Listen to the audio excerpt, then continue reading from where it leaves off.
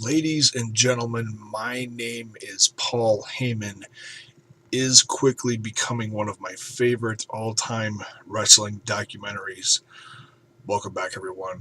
My name is Jason. um, this video is going to be a review on the DVD of Paul Heyman, the new Paul Heyman DVD that just recently came out.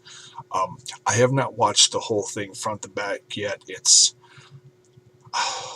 several hours of footage of Paul Heyman and his promos and whatnot. The first DVD, number one, is what I'm basically going to be doing a review on. And please pardon my kitty. He decided now, of all times during the day, that he wants attention from me. So hopefully will not distract me too much throughout me doing this. So we're going to try to get through this. All right, Sebastian? All right, you behave, and everything will be copacetic. So,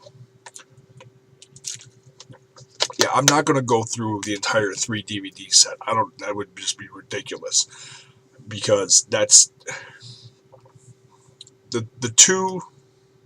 the second and third DVDs are all, like I said, promos that he cut while he was in the AWA, the WCW, the WWF/E. And I believe towards the end of the third disc, there's a couple of matches that are featured when he managed someone. I don't remember exactly what matches those were, but nonetheless, he's obviously in there. And I'm not going to go top to bottom of his career and highlight every single little thing he did. That would be ridiculous. I just want to pinpoint certain things that I got from the documentary section of the DVD that I felt were fascinating to me and also definitive to his career. The DVD starts out, says April 7th, 2014. That's the night after WrestleMania 30. And he introduces Brock Lesnar in the ring as the one who beat The Undertaker's streak and made it 21-1. And that Paul Heyman is the one behind the 1 in 21-1.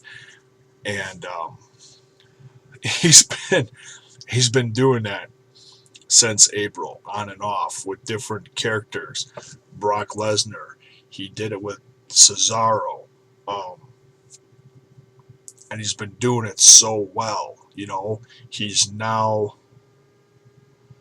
added a new dimension to his manager persona on television again, which is one of the points of this documentary, is that no matter how he was involved in the wrestling industry, he always evolved. He always changed. He always pushed himself to become different. He was never a boring person in the industry at all. So yeah, it shows him the night after WrestleMania 30 with Brock Lesnar, and then it rewinds back to, you know, his birth, his upbringing, and I found it absolutely fascinating to hear how he was a teenager growing up in the Bronx, being the son of, well, the son of a lawyer, personal personal injury lawyer from the Bronx. His mother was a Holocaust survivor. And that right there speaks volumes. It's like you instantly have a level of respect for the family knowing who he came from. That says something. Um, and that is one of the things that has always motivated and pushed Paul throughout his entire career. Look where my mother came from, and look what she has done. She is a survivor. Paul, throughout his career, um, believed the same thing, that no matter how rough it got with what he was doing in the wrestling industry, he was a survivor. And I thought that spoke volumes as well. Back to being a teenager, he, talking about his hustling his way. This was hilarious. Hustling his way to the back of Madison Square Garden. Madison Square Garden in New York. And, just working his way back there. And in that same segment, hearing from the one and only Bill Apter. Now, I have become a fan of Bill Apter over the course of the last, I'd say, year. I've learned a lot about who he is in this wrestling industry. Had no clue up until this last year how significant he was. Never a guy in front of the camera. He was a guy behind the camera, taking, famous wrestling action covers of magazines and interviewing people over the years. And to hear Bill Apter talk about Paul Heyman being that punk teenager that, when he started, hustling his way to the back and doing his fanzines and becoming a photographer, pissing off everyone, just about to take that perfect picture and boom, got an elbow. From who? Paul. I laughed out loud at that. I thought that was great. And then, when he started hanging out with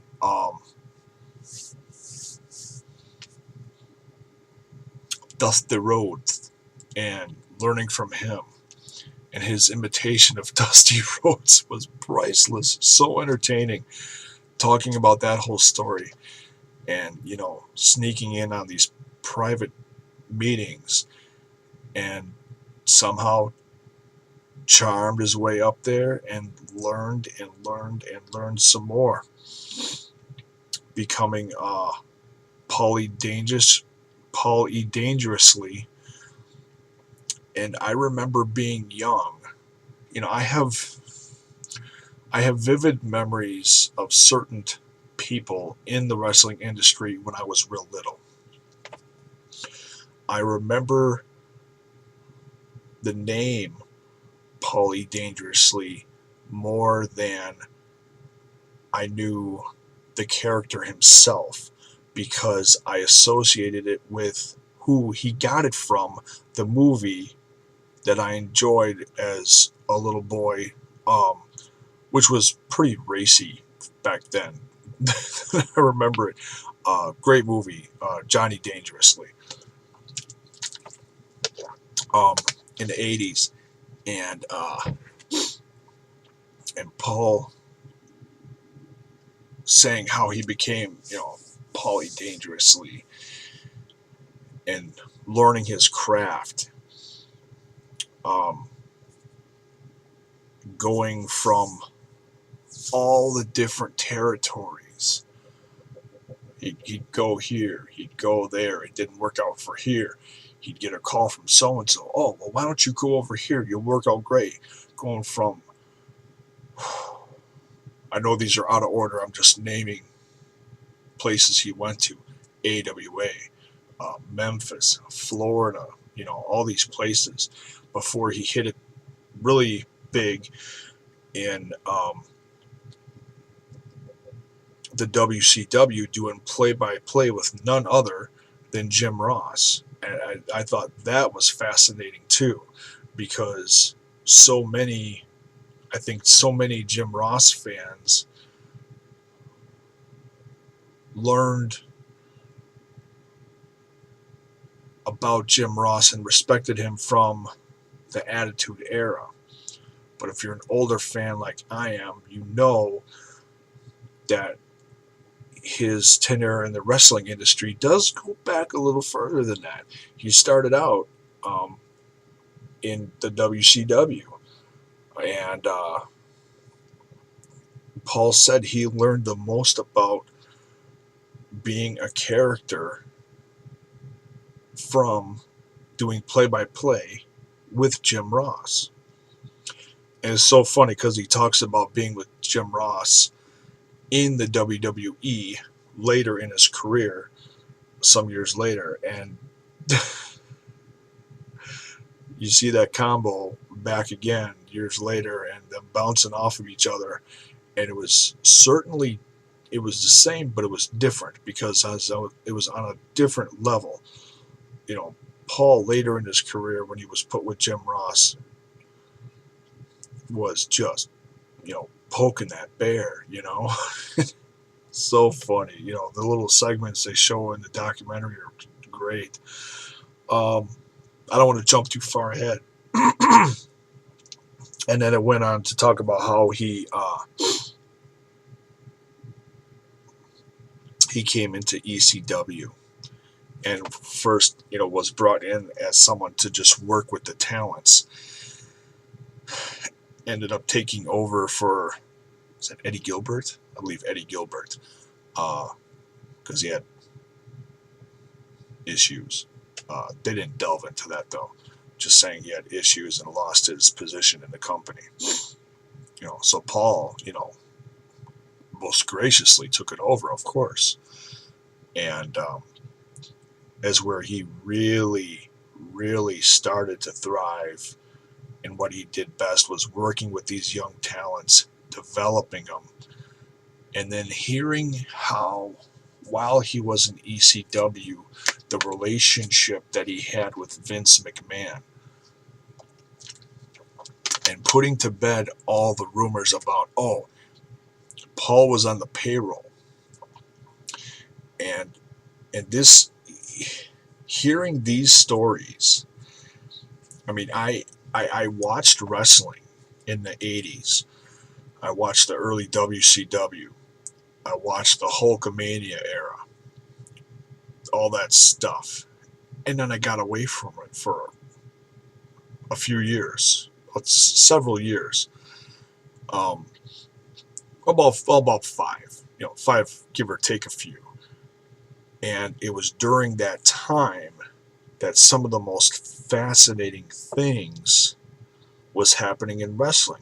And I'm not talking about WWF. I'm not talking about WCW. The gimmicks that they were portraying in those companies at that time is what kind of drove me away from it. It got so over the top and so ridiculous. And what Paul was doing in ECW, he wanted to turn everything on its head and redefine wrestling again. Give it a whole new, branch out, do something completely, innovative. And he did that. And, you've seen the rise and fall of ECW. You've seen the different documentaries, hearing how Vince took over this company and that company and whatnot. Bought, sold, all that stuff. hearing it all strictly from Paul and those that worked with Paul on this documentary, it gave it a whole new perspective. It really did.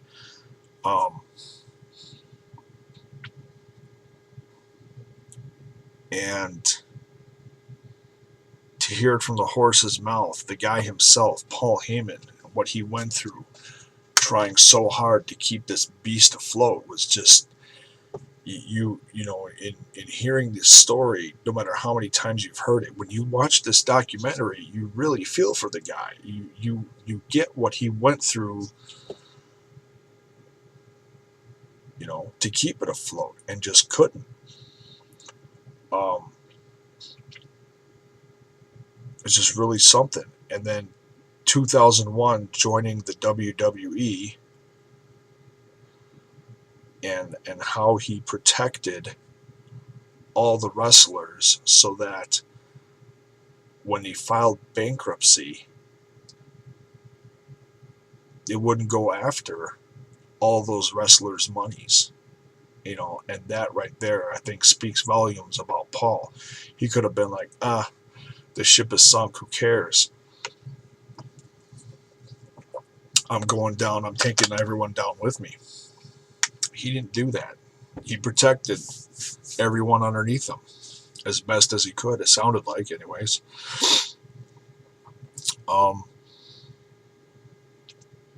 So yeah, then he was back on commentary with JR, and yeah, watching the WWE at that time, and I was just starting to watch the WWE, just starting to watch it again. I was watching plenty of the WCW several years before that, you know, Hollywood Hulk Hogan, the Outsiders, the Crow, Sting, Luger, all those guys.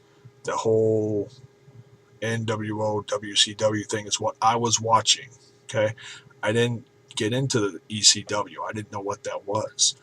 So, you know, over the last several years now, I'm learning more and more and more how cool ECW was, and the Attitude Era and all that stuff. And especially through this DVD.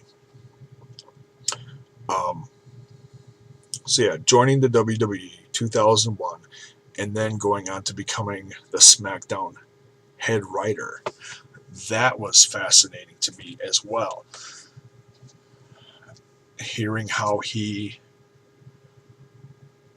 wanted to take what was considered the bitch show of the WWE product, the number 2 show, and he made it number 1. I thought that was awesome.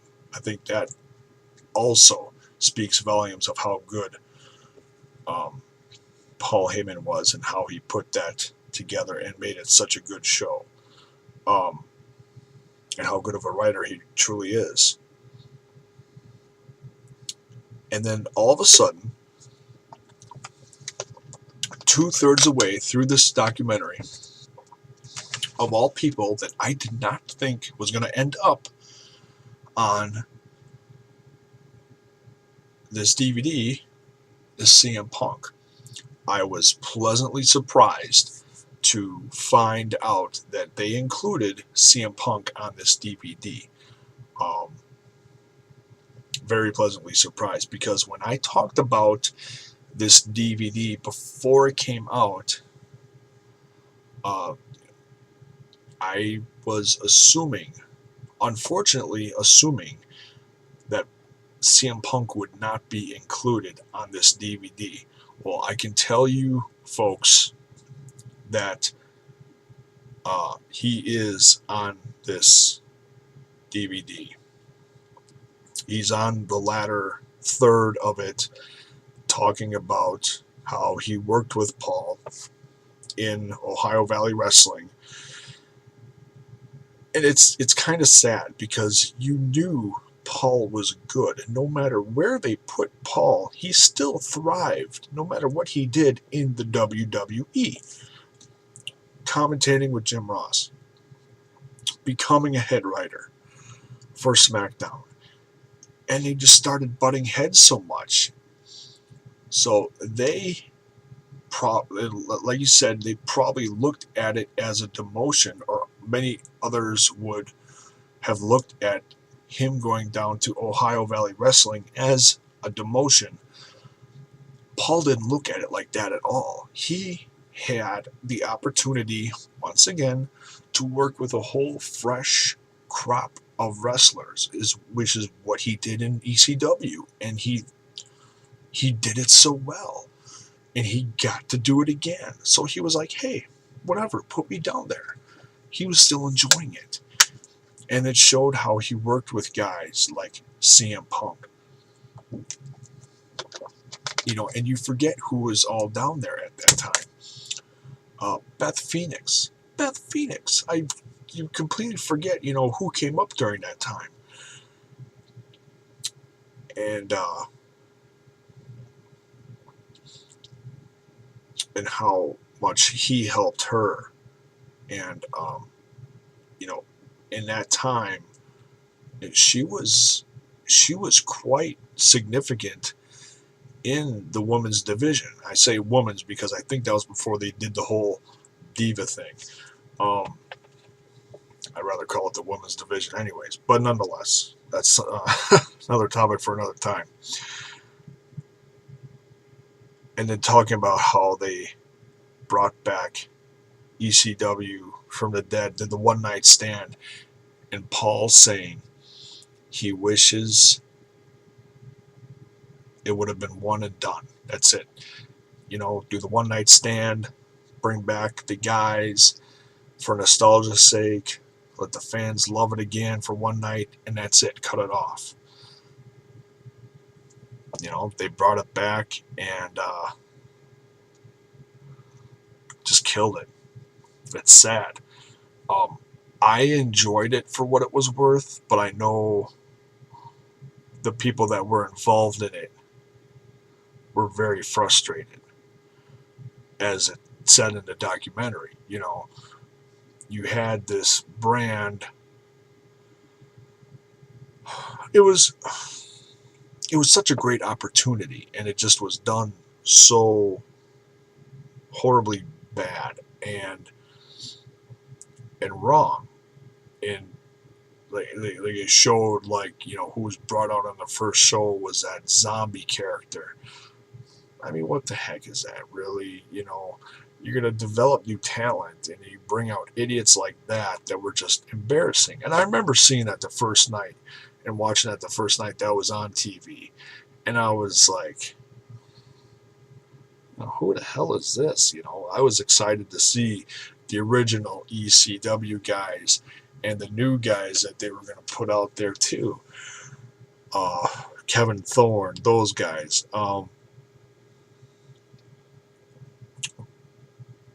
But the idiots that they brought out because it was on a sci-fi network and had to throw that sci-fi feel in with it. It was just dumb. It was bad. And how it all exploded over the course of the next, couple of years, whatever it was. And then I've heard about Paul being a father, but I've never heard it discussed from him personally. And to see what he did, or how they put it, after he was done in the WWE, burnt out, frustrated, however you want to define it, he was just done. Raising his kids and being a father, that was cool to see. That was really great. Seeing him with his kids and whatnot. Yeah, it made you. It made me personally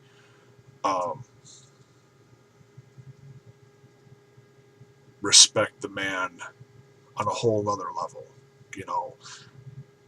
What he does in and outside of the ring with the talents he works with is wonderful. But like he said, what will define his legacy is what he does with his children. How he raises them, how he is a father to them. And yeah, it's true. It really is true. I feel the same way. I could do whatever for the rest of my life, being a job or whatever I do. How my kids turn out is how people are going to look at me personally. It's so true. And then to wrap up the DVD, saying how much fun he was having again as an on-air talent. Just an on-air talent, he's not writing, he's not in a position of authority like he was before.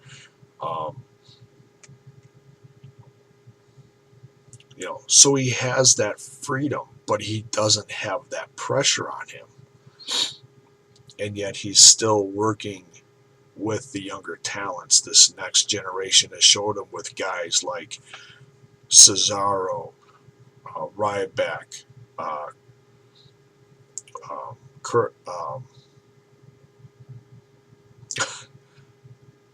Curtis Axel. Sorry. He's been called so many things over the last few years, I almost forgot. Joe Hennig. What the heck did they call him for a while? Oh, Michael McGillicuddy. Curtis Axel. And what this new bunch of guys who are, making names for themselves in the WWE now can learn from a guy like Paul Heyman is really something to see. A side note from seeing all that and then seeing him with Ryback. And yeah, Paul did a stint with Ryback for a while. I've heard Ryback quoted as saying, "While I was with Paul, I didn't learn a damn thing."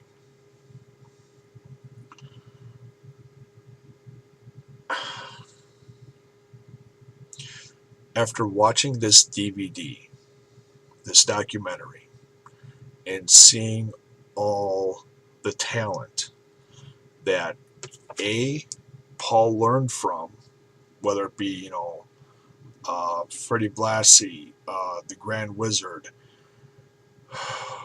Lou Albano, those guys that he learned from, crafted his talent, and then taught the next generation, like Stone Cold Steve Austin, all the guys in ECW,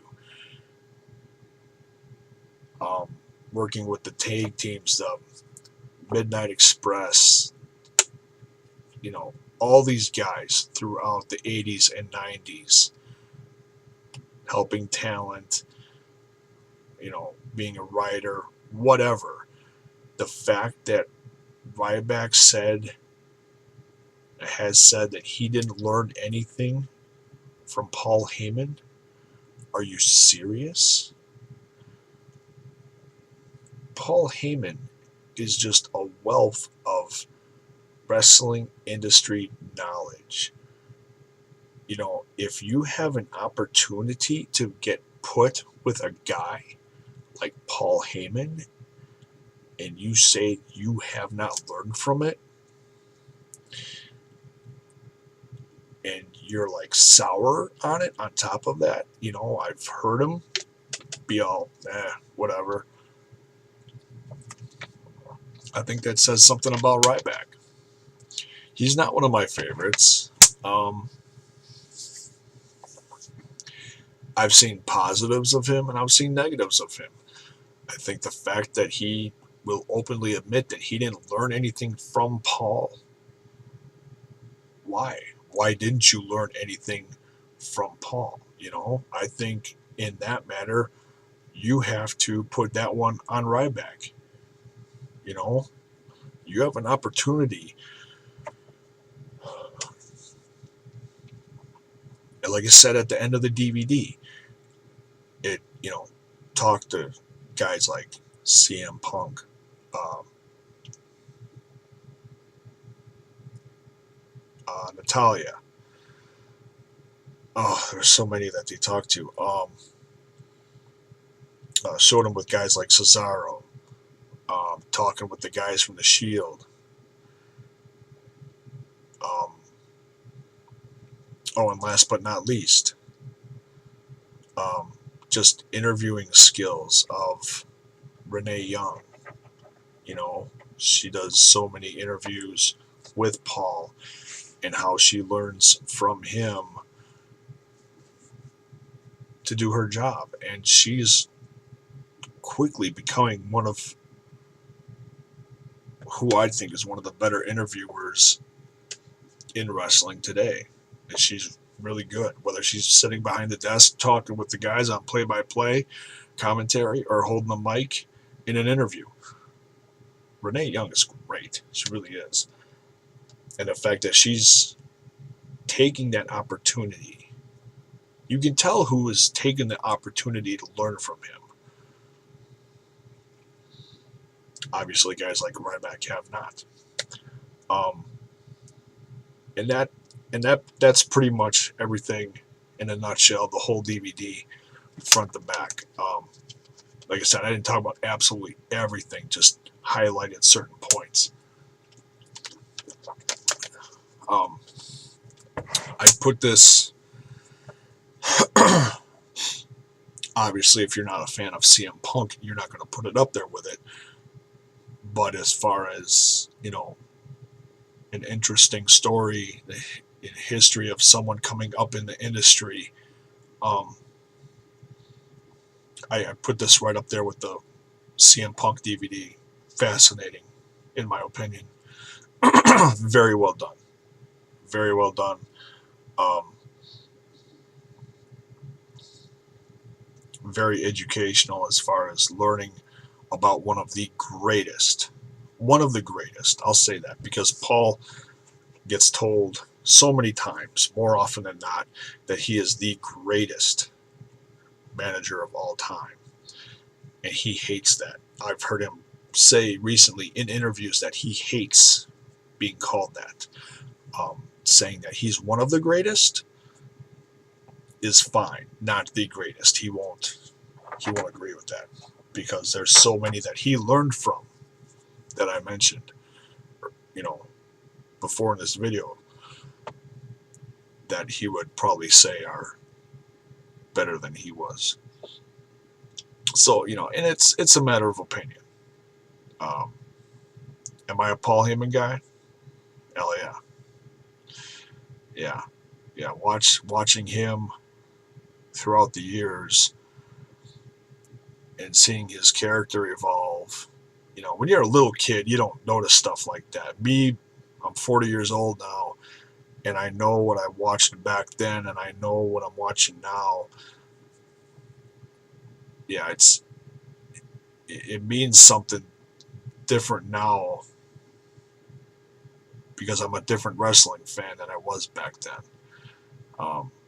You don't think about certain things when you're a kid. It's just good versus bad. You boo the good guys, or excuse me, you you boo the bad guys, you cheer for the good guys. That's what you do when you're little.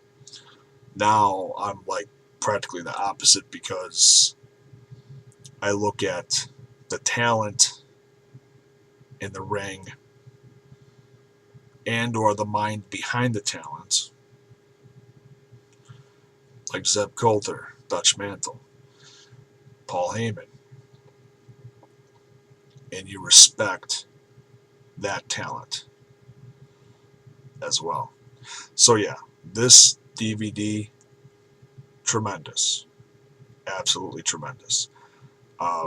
Very fun to watch. The other two DVDs as well. The second DVD takes you through the AWA, WCW, and the ECW as far as promos. The last DVD is most of his WWE stuff, and then like I said, I think a couple matches there. But and I'll watch those someday. But the documentary part of it for me was my favorite. So much fun to watch. So yeah, um, you could go on and talk about this forever. I choose not to though, because there's only so much. You want to keep it not too long for the fans' sake. Um, so yeah, I highly recommend it. If you buy any wrestling DVDs this year, I'd say put this at the top of your list. Um, Definitely going to be in the top three that I buy this year. And I don't buy a lot of DVDs anymore because now we do have the network. But these are the ones that I like to buy the documentaries so I can get them out anytime I watch them. Um, I'll probably watch it several more times before it starts collecting a little bit of dust. You don't watch them all the time. But like this one, the CM Punk one, I watch quite often. I think they're, a lot of fun to watch. So yeah, um, if you've watched it, put it in the comments below. Let me know what you think of it. What do you think of Paul? Do you think he is the greatest? Do you think he's one of the greatest? Let me know what you think. And that's it. Thanks very much for watching, guys. We'll see you soon.